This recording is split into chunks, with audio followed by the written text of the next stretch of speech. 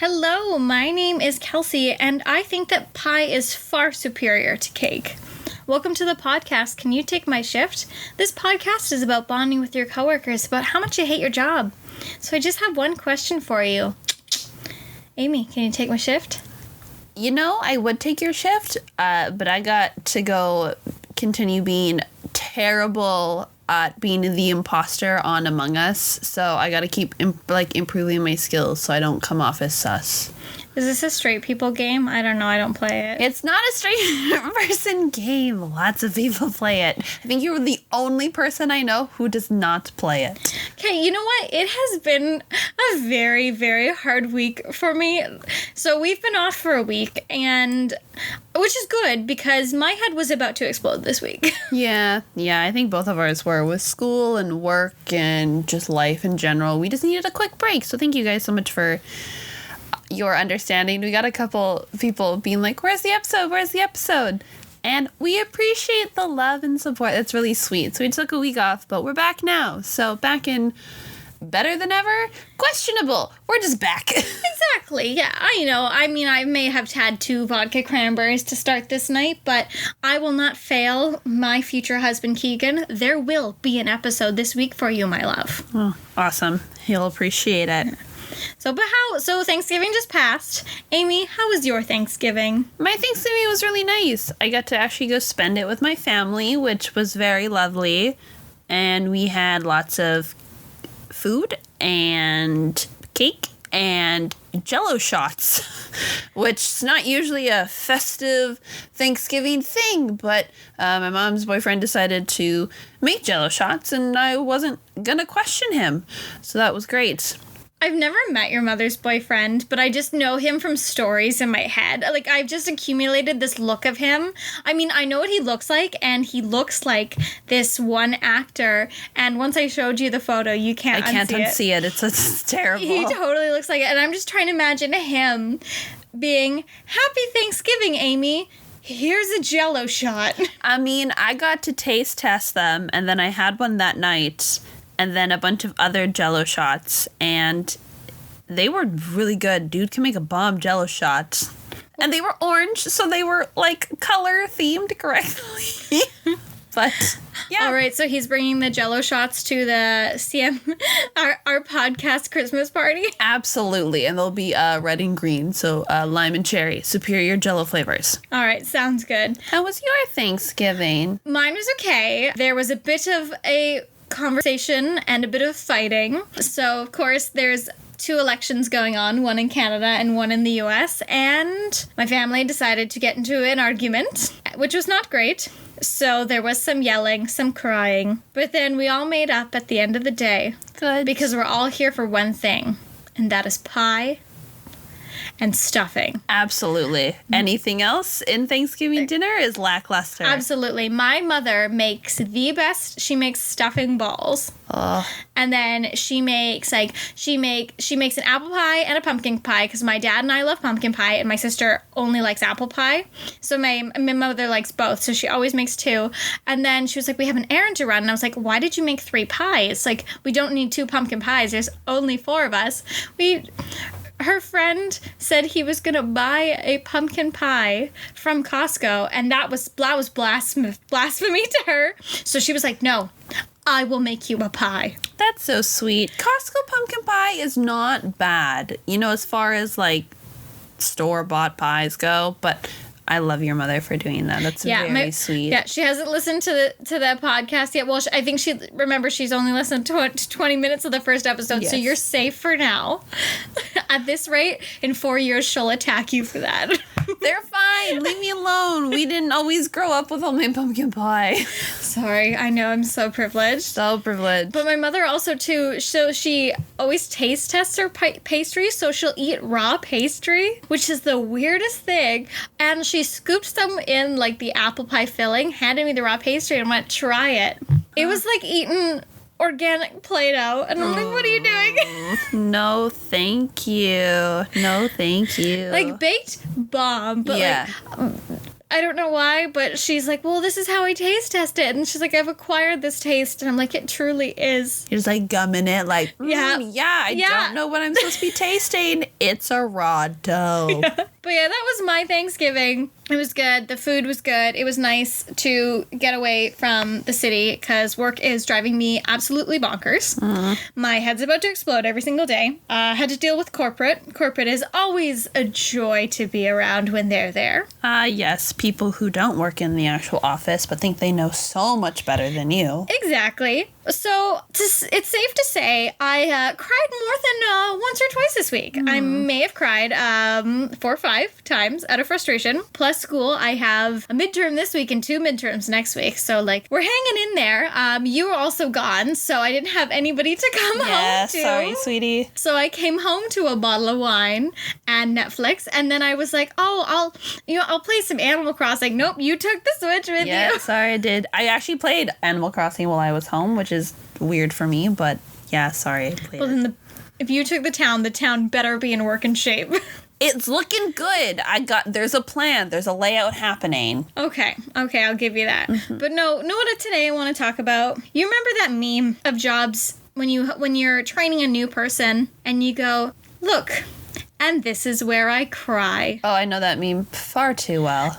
I have been that meme far too many times. And to say that my eyes were swollen shut 1 week from crying would not be an over-exaggeration. Is that the first time that has happened to me in my life? No. So, I used to be a server. I was a server for many years. Now, I hate being a server. I truly hate it. I was never meant to be a server. I am not cut out for it. But I forced myself to be a server for years. Don't know why. Yeah, that seems like a cruel form of punishment. Yeah, so I have been a server at 3 different restaurants consistently. So my very first job, so here's how I got into serving. So I was working at a drugstore. I got let go. Then I was like desperate need for a job. So I was friends with this girl who was a hostess at an Italian restaurant. So she said, bring me your resume. We're looking for a new hostess. So I brought in my resume. I met with the managers. I had to do 2 interviews and they hired me as a hostess. And like being a hostess is not that hard, except I was at a small family-run restaurant. So the hostess, so there's a difference between some restaurants, the host literally stands at the host stand all night, answers the phone, and does that stuff. But we were also bussers as well. Oh, interesting. Yeah, so we were hosts and bussers, so we had to do quite a bit more work than just a regular host would do, especially when you're cleaning tables, seating tables, and all that stuff. So that was fine. Now, I got the job when I was 19, so I know I wanted to move up because I didn't want to be a host forever, right? Yeah. So I got the opportunity to be a bartender. So this girl and I were really good friends. Then we ended up living together. So she is one of the worst roommates I've ever had. So I was always against moving in with your really good friends, and this girl was why. So she got me the job at the restaurant. She was also my roommate. So we were living together, working together. And they were looking to be a bartender. Now, she'd worked there longer than me. Yeah. So they were going to promote her to a bartender.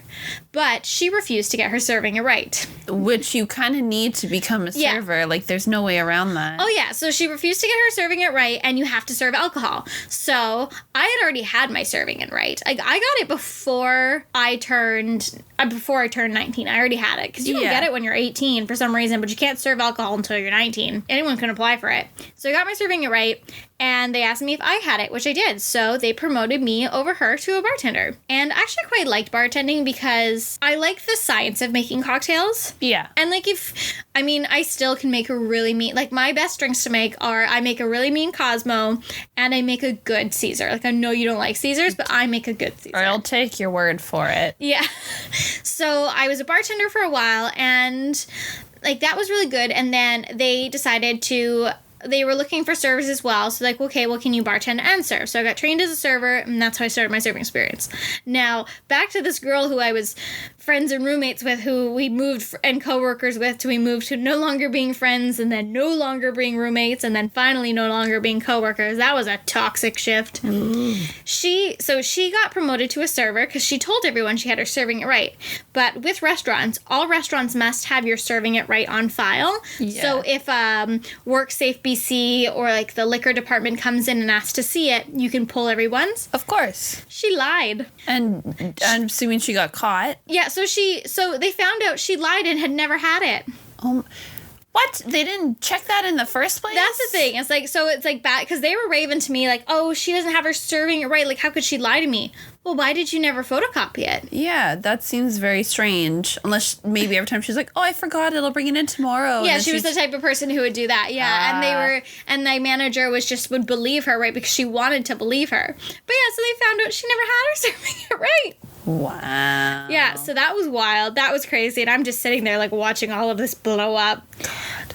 Yeah, but when I worked there, I would have some so our takeout was huge. Like when you were bartending, we had a bartender and a takeout person. For a family-run restaurant, takeout could end up being 2 to 3 hour wait. So I would get a lot of mean calls, people yelling at me, what the do you mean, like, it's going to be a 3 hour wait? Well, it's going to be a 3 hour wait. It's a Friday night. We are busy. There's a lineup. We also didn't take reservations, so people would wait up to an hour in line out the door just to get in here for this food.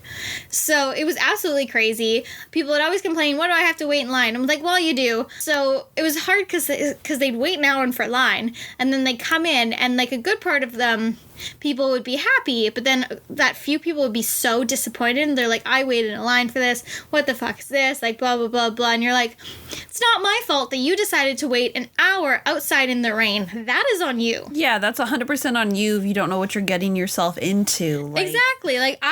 Like me personally, like the food was good. I've taken you there. The food is good. Fine. Would I wait an hour outside in the rain for it? Absolutely not. There's very few things I'd wait outside in the rain for, and that food is not one of them. Nope, sorry. It's good, but not that good. I'd maybe wait if it was a nice day and I had nothing else to do. But not an hour. Like my cap, because I remember at theme parks, like even if I loved a ride, like I think my cap was an hour and that was it. Oh, yeah. I would never wait more. There's only one ride I would wait more than an hour for, and that's because I knew it was well worth it. Yeah, that's fair. So I, as a bartender, but the thing was the bar was kind of closed off, so we only had 2 seats. So I didn't really experience people coming up to the bar and then just hitting on me. Oh, yeah. Because our bar wasn't meant for people to just sit there and drink. I think I've talked about it on the podcast before.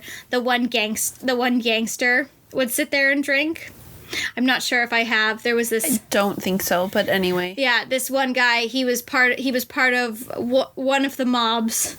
Would sit there and drink his Grey Goose and just talk to me and then leave. He was fine. I had never had any problems with him. I love that. But because our takeout was so huge, that's why people couldn't really sit there. Is because we had takeout constantly going in and out, in and out, in and out, and we had 2 seats. So I was a bartender, but I didn't have to deal with the wiping down the bar, the hello barkeep, let me tell you all of my problems, or yes. Hey lady, nice tits. Yeah.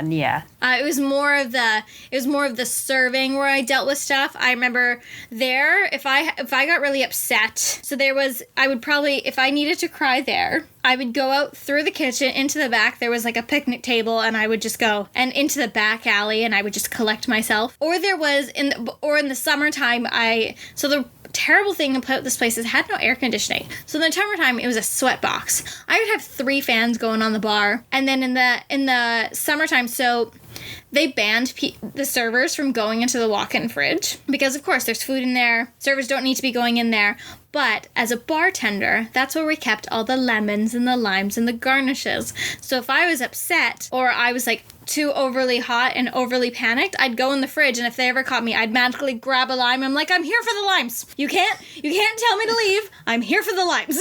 They ever call you a lime stealing whore? Excuse me, it's a lemon stealing whore. Oh, so sorry.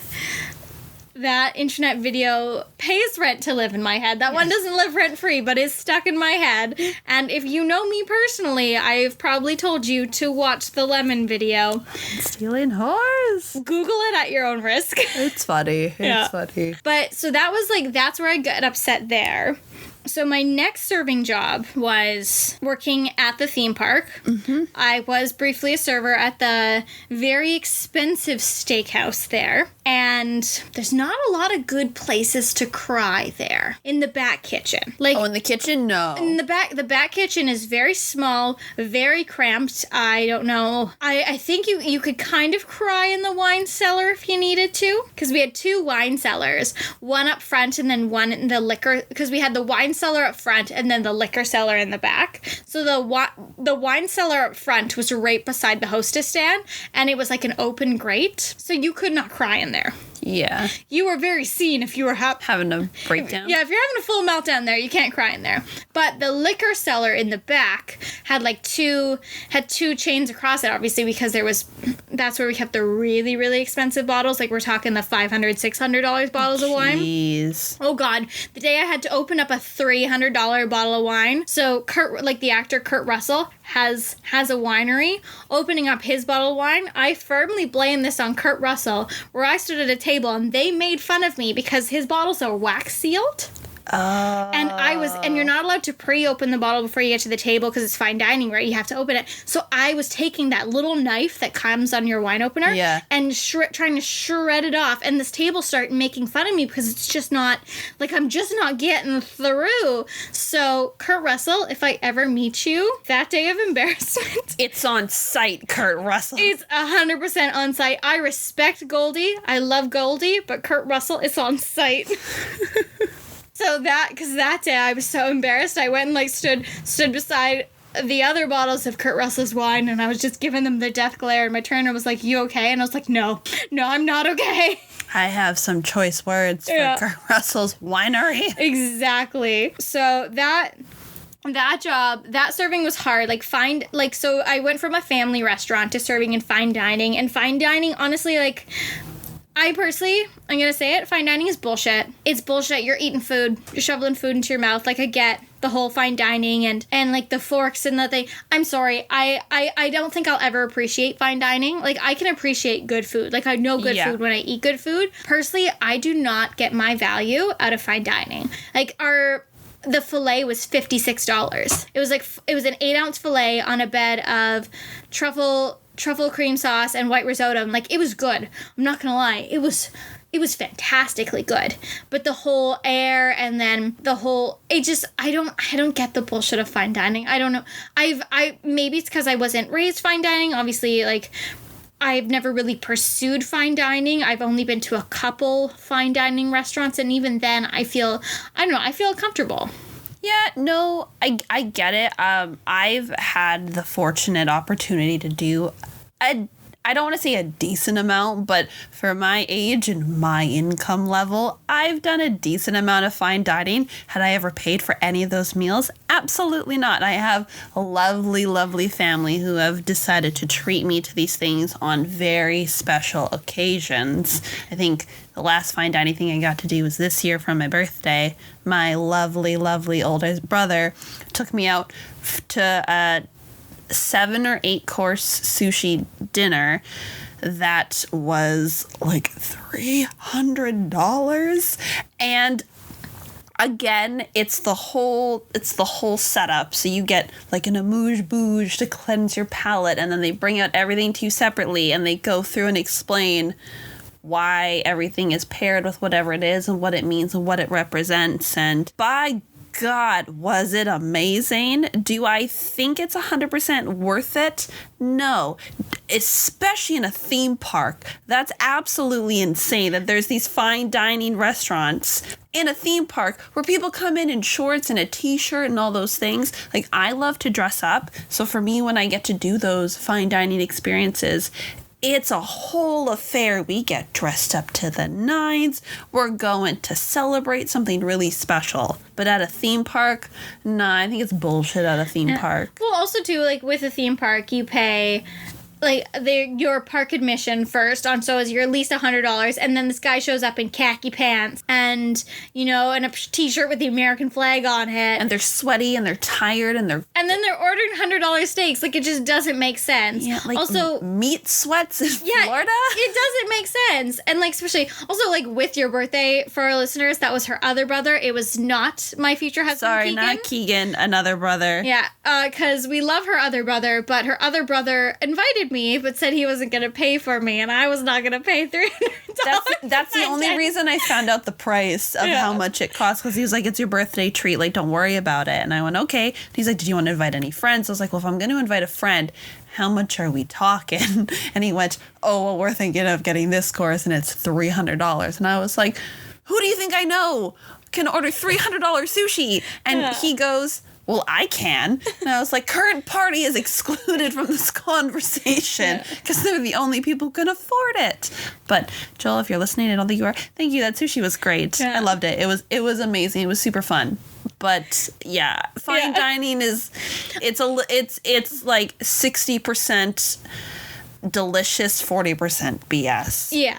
So working there, they had these very, very high standards they kept on the servers. So you're supposed to have like a certain amount of tables, a certain amount. But then I was working in a fine dining restaurant, and in fine dining, it's supposed to be about the experience, but the managers were like very high on like money. Of course, any business is money, money, money. But they were like, okay, quick, turn your tables. You can't quickly turn tables in fine dining. No, that's not a thing. But the managers were very set on like they made me hate serving there. Like I was like fine with it working in the family style. And they just truly made a hit. Because they're turn your tables, but also have your high standards. Standards. So it just made no sense. And it was because the manager wanted money, right? The whole point of fine dining is to enjoy your food. That's why the portions are so small. You're supposed to sit there and savor it and enjoy the experience. And meanwhile, the booking system would overbook us every night. So as a host, because I also worked as a host there, you'd be like, sorry, we're running an hour behind reservation time. That's not supposed to be a thing with fine dining. No. Fine dining is you're like at a family style, like get wedding 10 or 15 minutes after. What are you going to do? But fine dining, you have a reservation. You should be in that seat. Yeah. You should. So, but the system would constantly overbook us, and we'd be running an hour behind, which is like total bullshit. But again, they're in the business of making money, and they were still booked up every single night. So, you could disagree with it all you want, but they know it's working, so why are they going to change it? Yes. Like, and then also, too, they went from having really high guest satisfaction to really having really low guest satisfaction is because we were giving things away for free, and then they stopped us giving away for things free, and they're like, why is our guest satisfaction gone down? Well, of course people are going to be more happy when you're giving them shit for free. Oh yeah, y'all used to make, when you worked in the restaurant and then I worked in the retail shop, people would come in 3 to 4 times a day and give us these little, they're called like no strings. It'd be like a free coupon to get items, and they would be in such a rush that I couldn't even properly do the free item for them. They'd be like, oh, it's just this, like, here's the tag, buy. And I'm like, no, like, I need the form, like, I need these things. And they're like, well, what do you mean? I'm like, no, there's proper procedures you have to follow. So some of y'all, not you never, anytime you did it, you were very nice about it, but others were. No, because I gave away quite a few free things until we were finally told we weren't allowed to. Like, I think I gave a couple like a wedding photo frame. I gave a family a print of a gorgeous painting. I gave a little girl like a stuffed bear because she was told me that bears don't exist in Canada, and then she saw one, so she wasn't sure if they were real. That's cute. Kids are cute. I gave a notepad yeah, no, some of the servers were terrible, but I had the relationship with you guys. Yeah. Like, some of the servers didn't care to know who you guys were, but I very much was my thing down in Florida. I made friends with everybody. You were also, my friends and my roommates. Yeah, so if you would have pissed me off, I would have come home and made been like, bitch, we need to talk. I peed in your bed. Oh, so too, when I would host at the restaurant, whenever I just really wanted to leave my post, I'd be like, oh, because we would give out celebrating buttons. Yeah. Oh, we need more buttons. I'll go get them. Kelsey's kept the buttons so overly stocked just because I wanted to go say hi to Amy. Yeah, all the time. I'd be like, hey, what you doing up here? She's like, I came to go get buttons. Didn't you do that like 2 hours ago? Yeah. Need more. We're out of buttons because I was also the person who would write the most buttons. Like, I'd hand them out like candy. Yeah. Right? Because they're free and I can. And that was like, because we were supposed to, because again, they were like, raise guest satisfaction. So I was like, fine, everyone's going to wear a button then. Absolutely. So, and then, or like, I would go get maps because you guys would also keep the maps. Yeah. And people would ask, we never kept maps. So I started carrying maps and they're like, oh, we're out of maps. Did guest relations not bring any over? And I'm like, what are you talking about? They're only here because I put them here. Guest relations is me. Yeah, like guest relations doesn't ship us the maps. I go get the maps and then I bring them. God. And people are like, oh yeah. Oh yeah, I don't know. I loved going to visit you. You're like, good, Kelsey. And I'm like, yeah. So like, we can talk for at least like 6 minutes before they start to wonder where I am. Where it's like plausible that it took me like 6 minutes to get maps. Yeah, because you could always like leave your area, whereas I remember once in a while if you were like outside and then I was outside, we'd like meet in the middle and be like, how you doing? Yeah. And I'd be like, oh, I gotta go back, we're busy. Oh, God. So that was my second serving experience. So then when I came back to Canada, I got a job at this fine dining restaurant. I worked one shift, followed this girl around. She had way too many tables, so I did a shadow shift. She had way too many tables for fine dining. Like, she had half the restaurant. Oh. During a Saturday night. Oh, no. And the manager was, like, following the three of us around going, don't forget this, don't forget this, don't forget this. And I was like, I don't think I can work here. And then I found out a girl that we knew in Florida also worked there. She messaged me. She said, hey, heard you got hired. And I was like, yeah. And I said, I have another job offer. What do you personally think of this job? And she's like, honestly, if you have another offer, go with that. So I worked the one shift, did not come back. Well, at least she was honest with you. Exactly. So, like, I appreciate her for being honest. I know Kim's not listening, but, like, shout out to Kim. I appreciate you from saving me for that. So I got a job at, like, a half, like, fast food style restaurant. It was weird, but, like, that job's irrelevant. So the last serving job I worked, and will be my last serving job forever unless something drastically happens, was I worked at a Filipino-Hawaiian fusion restaurant. And you were so excited to get that job. I was. And we found this restaurant one day when we decided we were going to go out for dinner one night. Well, you already knew about it. You'd been to a different location. Right, yeah. I had been to a different location. Yeah. And you and I were like, let's go for dinner out one night. And we walked past and I was like, oh, like, yeah. Like, I've been to here, but not this location. And the food was so good. Like, yeah. I don't deny that the food's good at that restaurant. The food is good. So I was working at the coffee shop. I was working for my job from home, my remote IT support, and I was sick of the coffee shop. So I was like, I went on vacation, I came back, and I was like, I'm finding a new job. Yeah. They keep pushing off my promotion.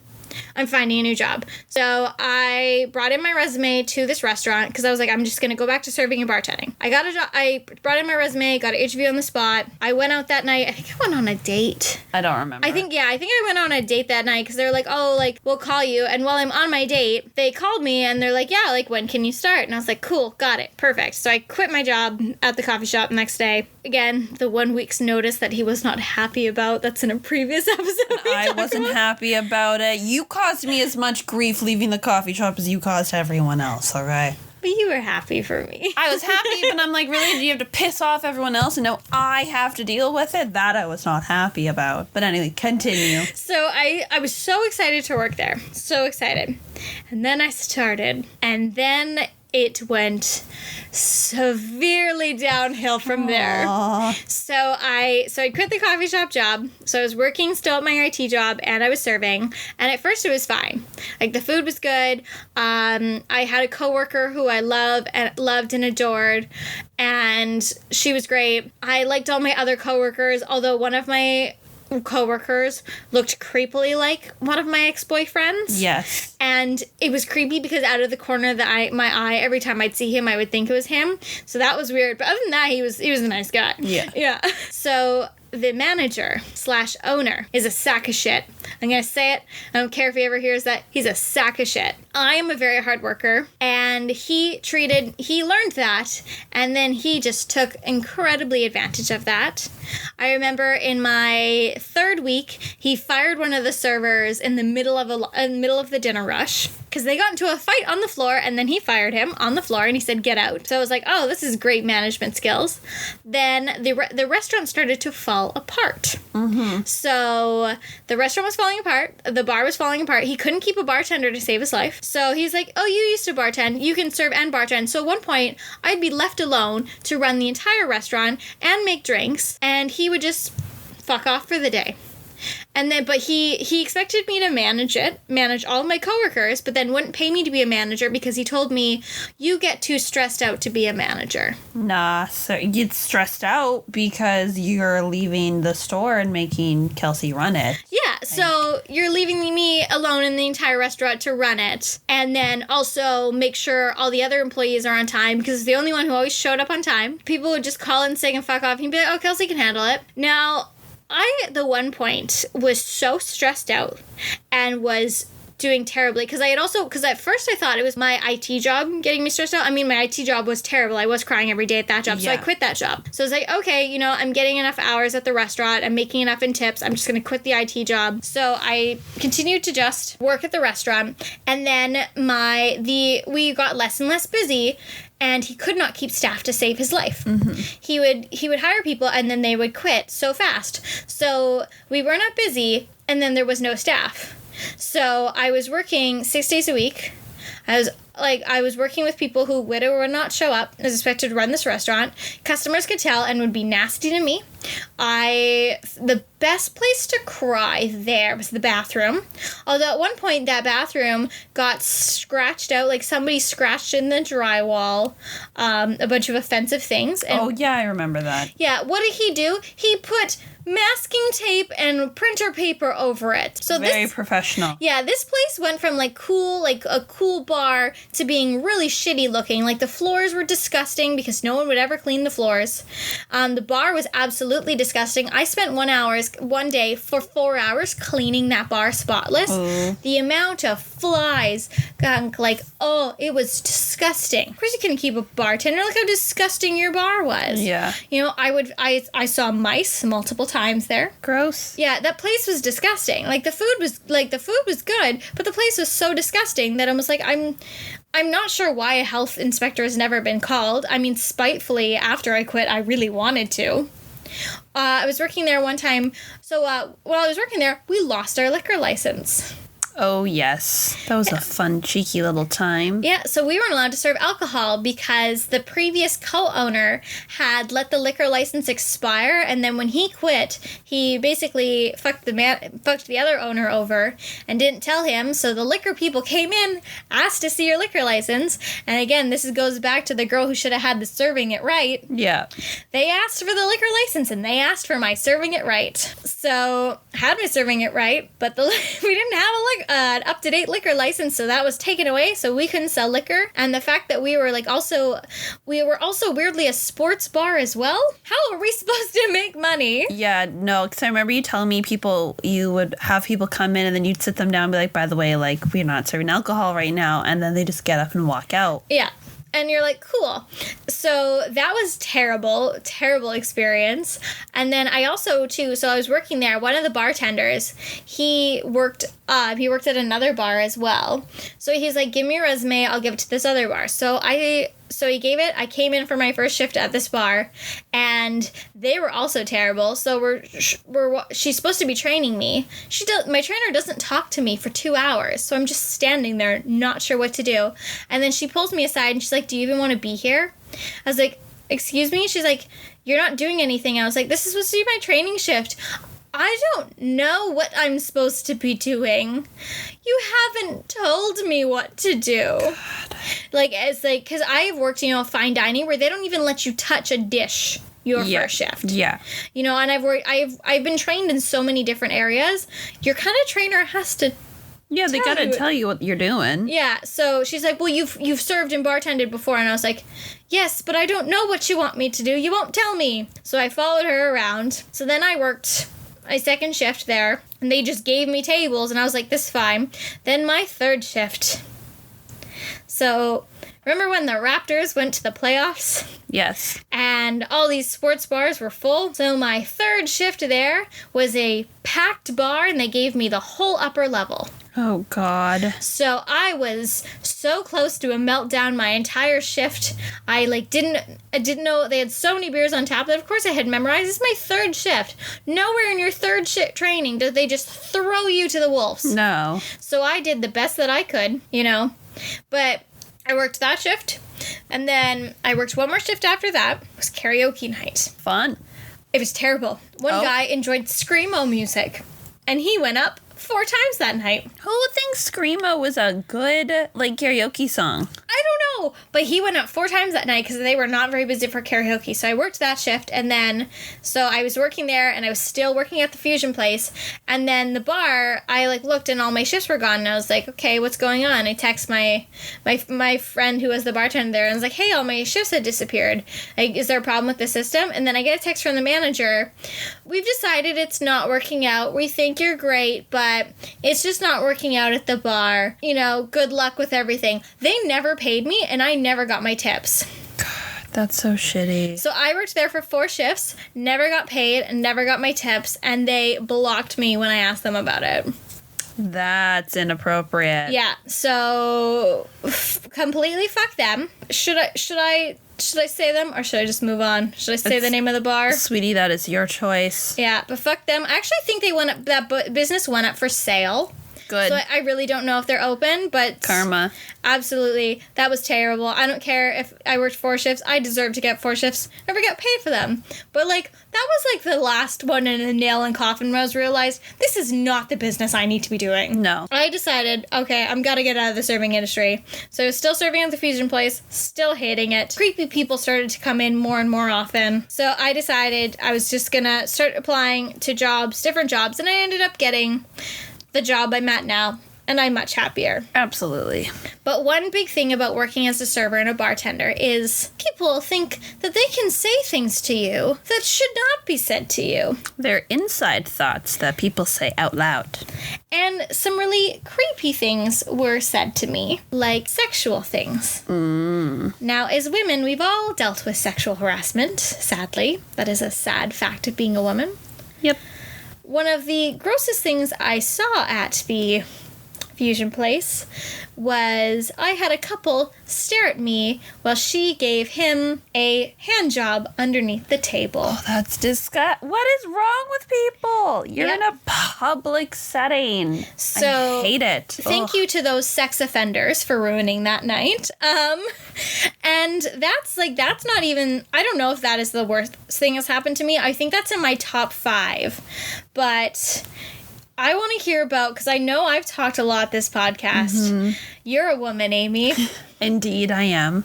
What have some of your sexual harassments included from your professional working experiences? Well, thankfully for me, I don't have a whole lot of personal experiences. I think some of the ones I can just remember off the top of my head is I used to be blonde. I thought it'd be fun to go blonde for a while. And working at the coffee shop, we have a blonde roast coffee. So all the time, we would always get guys going, especially, I don't know what it was around me. And it'd always be in the morning too, not even at night. And I didn't even have makeup on, and they'd always go, yeah, I'll take a tall blonde. Oh, and a cup of coffee as well. Gross. And I'd just be like, thanks. And I wouldn't even, it was just, I hated it so much. I was like, why? Why do you have to be gross? Mm-hmm. It's 7 a.m., sir. I've been up for an hour. Get out. Give me $2.95 and get out. Yeah, exactly.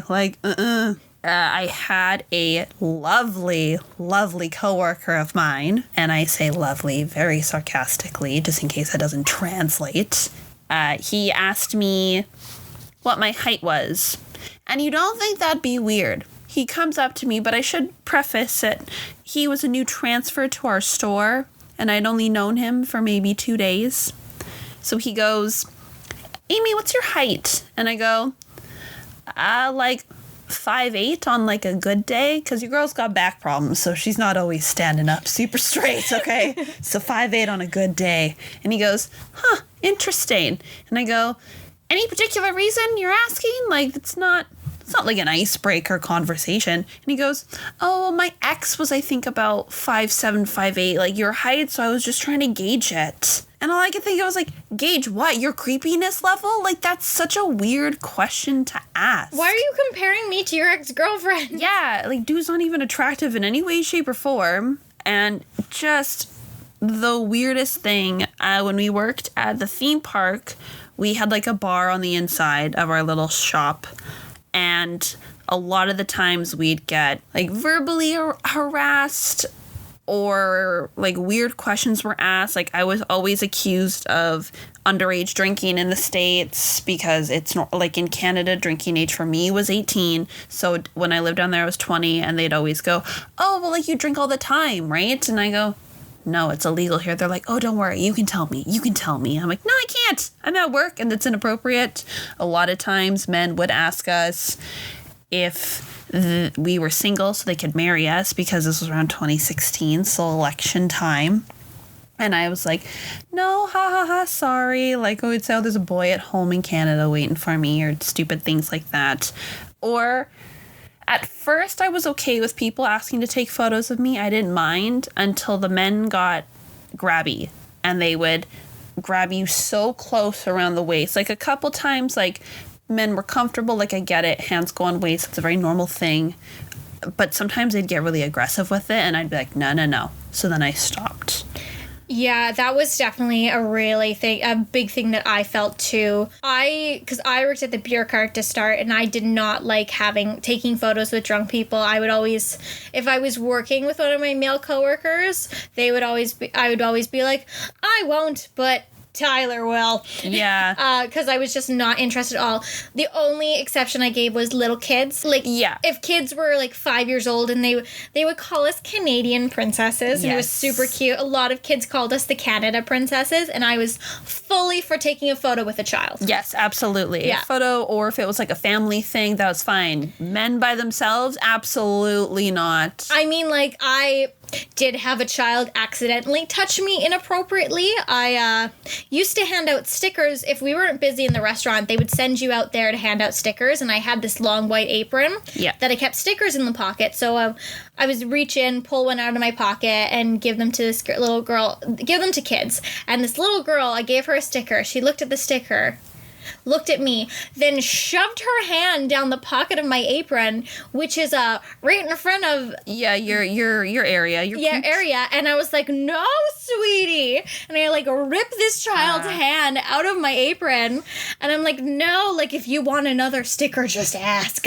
Yeah, no, kids don't understand boundaries. Yeah, so that was fine. What was not fine was, so we experienced a lot of drunk people. We've talked about this in episode like 1 or 2 of the podcast about all the drunk people we experienced. So high fives are a big thing. People like high fives. So one time I had this group come up to me, and the first guy goes, high five, and the second guy goes, high five, and I'm like bored, so I'm like, why not? It's a high five. Third guy goes, high five. The last one is a girl. She goes for a high five. She turns around and slaps my ass as hard as she can. Oh no. So, and I literally had a bunch of stickers on my other hand. I just stood there and dropped the stickers out of my hand and just like ran down to my managers, and I go, a guest just slapped my ass. And I'm standing there in shock, because you're always in shock, right? Of course. Because you've just been, I was just sexually assaulted in the middle of a family-friendly theme park. Yeah, so my manager's staring at me. The people below our managers, the coordinators, the coordinator who I really liked, she goes running to find this girl, and she asks like the beer cart where this girl went, and she goes chasing off after her. She chased this woman. Good. She never caught her because this woman was fast apparently, but this woman chased her. Well, my manager said to me, that sucks. Are you good to go back out there? You could phrase it a little nicer. So I just started crying because I was like, yes, I just got sexually assaulted. I'm just gonna walk back out there. God. Like everything's fine. So I started crying. I ended up like going home after that because Yeah, my one manager, and who was a male, was like, "You're fine." God. Yeah. So I had to have a full breakdown in front of him. And that's really shitty, being a woman. And because he was like, well, a woman did it to you, not to a man. And I was like, well, It doesn't matter. It's still the same thing. it's still the same thing. It doesn't matter the gender. So that was probably that I consider as my worst thing to ever happen to me sexually wise at work. I did at the family style restaurant I worked at, I did get sexually harassed by the bar manager. He was a creepy older dude who would make sexual comments all day. He would sweat constantly and then ask for hugs. That's weird. Yeah. Yeah, I had one coworker who was a little touchy, but that's just kind of the person he was, and I think he knew that I didn't like it, so it was always kind of weird because you would see, like, he'd be, like, touchy and friendly with other people, and he'd come up to me and he'd go to, like, do it, but he would leave, like, a barrier between us, like, he was leaving room for Jesus kind of thing, and I'm like, okay, like, you're touchy, but you're being respectful of my boundaries, so that's it.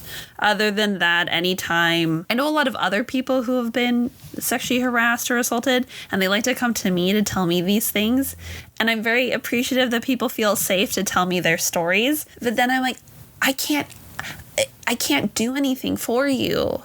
Like, I can't go to managers or HR and be like, hey, so-and-so did this to so-and-so, because that's hearsay, right? I'm like, do you want to tell someone about this? Like, do you think this is something you should do? And they go, oh, no, like, I don't know. I just kind of needed to get it off my chest. And I'm like, but if it's something that bothered you, you should say something. Like, the coworker asked me about my height. He also asked another girl at my work if she's been working out because her thighs were looking bigger. And I'm sorry, why are you looking at other people's legs, first of all, and second of all, commenting on them?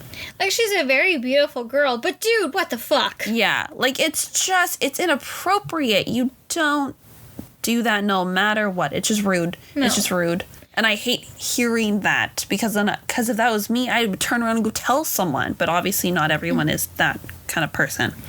So we've decided to get some justice for some of our friends. Now, I want Amy, you to rate these on a scale. Okay. What should our scale be? From 1, I'll forget about this. 1 is, I'll forget about this in 5 minutes. 2, 5, this is stuck with me the rest of my life. Is it stuck and now we're talking about it on a podcast? Yeah. So all of them will be a 5. Just kidding. And all the perpetrators who caused these stories, you're all going to the bad place. Absolutely. All right, so our first story is from our lovely best friend, Kaylee. One time at the grocery store I worked at, I had a man tell me that I'm his personal meat grabber. No.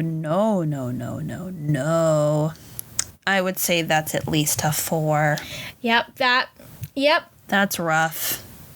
That's not fun. Yeah. No, I'm so sorry, sweetie. Oh, and she's got another one for us. Of course she does. I once had a conversation with a man at the theme park when my shirt button decided to pop open. And he didn't say anything, but most definitely he looked down and stared. It's a catch-22 in that kind of circumstance. That's more. I'd give that probably about a 4 too, because it's like, do you say something or do you let it go? The dude should have just looked away. Yeah. Shouldn't have looked down. Just looked away. Just looked away. Yeah. That's what I mean. If anyone was going to say something, it should have been, like, if the woman would have noticed, been like, hey, like, shirt's unbuttoned. Like, sister, like, moment. But men, no. Don't say anything. You just look away. Or tell your girlfriend being like, I think her shirt popped. And look away and then let her say something. Mm-hmm. You know? Just appropriate. So, yeah, about a 4. 3.5, 4. Okay. Now from my very good friend, Camille. When I was 16, working at a weekend job making lemonade at a music festival, I had a man in his 30s tell me to thank my parents when I get home for my good genes.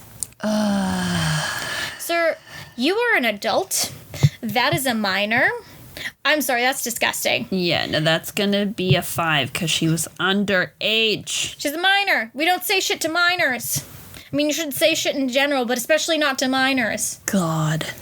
She has a couple more for us. So her and I worked at this drugstore, and I remember this man. Yeah.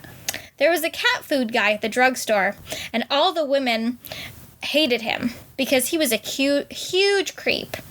His joke was that the cat food that he was buying wasn't for his cat, but was for him. Ugh. But he also talked about the girls who worked at the Starbucks, because there was a Starbucks across the street, that they were all his girlfriends, and he would talk about porn. And he would talk about watching porn in public places and share those gross stories. This man was in his 60s. Yeah, that's a 5. That's gross. I hate it here. I remember this man. Yeah. Yeah. It's disgusting. That's gross. Yeah. Sir, leave the store. And then there's the last one. I worked at an adult store.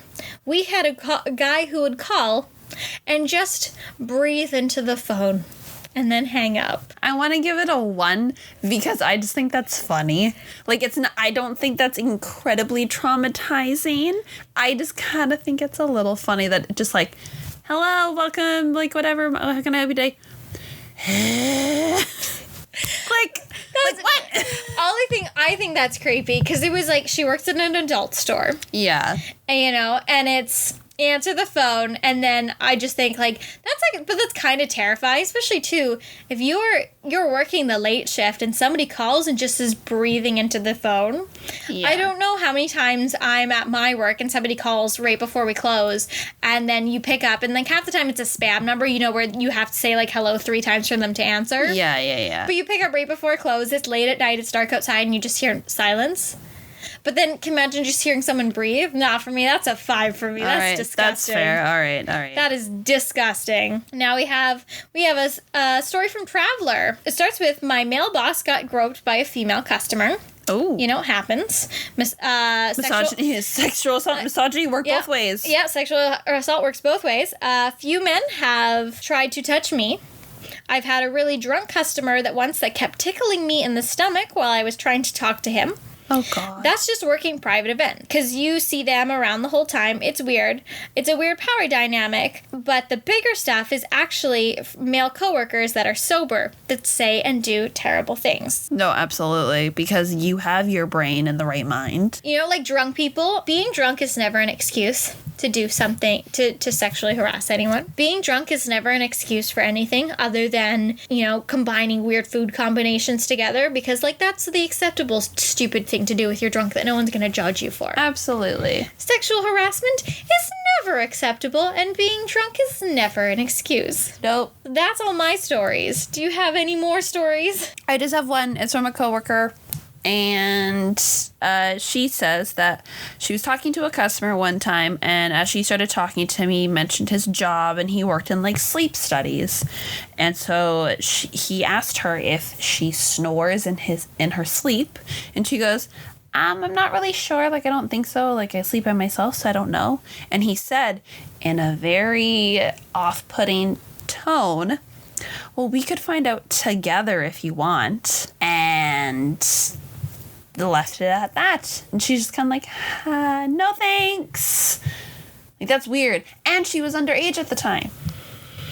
So inappropriate. Yeah. That's a 5. That's so creepy. Gross. Honestly, they're all 5s. They're all 5s. They're all 5s. Yeah. I don't care. They're all disgusting. They're all unwarranted. Y'all need to stop. Yeah. Just, if you ever think about doing something that that we would say you're nasty for it, don't do it. In the words of Damien from Mean Girls, the musical, you gotta stop.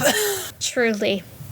Now, we've talked about, if you see a cute service worker and hitting on them, we've talked about that in a previous episode. Yes. But that is not this. This is being gross. This is being unwarranted. And you know what? It's not fun. Nope. It's not fun. It's not funny. Y'all are nasty. Exactly.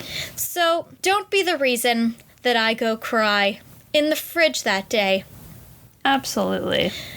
And I think on that note, this has been a very good therapeutic session. Good. After the week, you needed it. I needed this, and I want to thank y'all for any of you still watching. Of course, Keegan, you're still listening. Of course. And if you're not, I'll find you and make you listen. Exactly. Now, Amy, would you want to lead us out? Absolutely. So thanks, guys, again for listening to us this week. You can find us on YouTube at Can You Take My Shift. If you want to give us a like, a subscribe, a comment on the video, whatever you want, it's a nice little platform to listen to us on there. You can also find us on Anchor, on Spotify, on Apple Podcasts, on Google Podcasts, and lots of other things that Anchor provides us with, which is great. If you listen to us on Apple, if you want to give us a little rating or leave a review, those are always helpful and lovely. And you can follow us on Instagram at Can You Take My Shift, and you can follow us on Twitter at CYTMS Podcast. Tweet us, follow us, like our things, comment. We, again, love to hear from you guys all the time. So I think that's everything I got for this week. And so, Kelsey, can you take my shift? You know what? We're out of Kleenex, so no more tears. So I guess I have to. Yeah. I got nothing better to do. Nothing else to do. If you're going to cry, you may as well go make that dough. Exactly. Remember, the boss makes $1 and I make a dime, so I cry on company time. Absolutely. Your call has been forwarded to an automatic voice message system.